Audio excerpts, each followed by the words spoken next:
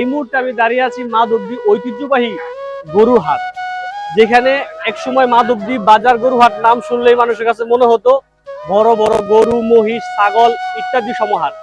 কিন্তু আজ সেই মাধবদী বাজার গরুর হাট নামটা হয়তো মানুষের মুখে মুখে, কিন্তু গরুর হাটে কিন্তু কোনো গরু নেই।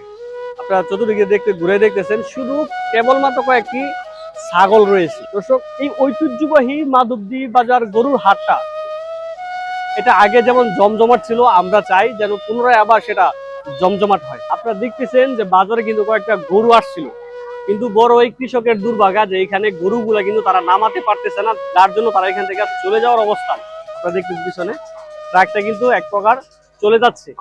আসলে মাধবদী গরু হাটটা হয়তো মানুষের মুখে মুখে এখন প্রাণ রয়েছে হাট শব্দটার, কিন্তু বাস্তবিকত এখানে কিন্তু গরুর এখানে উপস্থিত থাকবে, গরু এখান থেকে বিক্রি হবে, সেই প্রাণ কিন্তু নেই মাধবদী বাজার গরু হাট। তাই আমরা চাই সাপ্তাহিক মাধবদী বাজার যে সোমবার, এই সোমবারটা যেন মাধবদী বাজারে গরু উঠে এখানে গরু বেচা কিনা হয়, যেন গরুর হাট শব্দটা যেন পুনরায় আবার উজ্জীবিত হয়, বাস্তবায়িত হয়, আমরা সেই প্রত্যাশা করি। ধন্যবাদ সকলকে। আসসালামু আলাইকুম।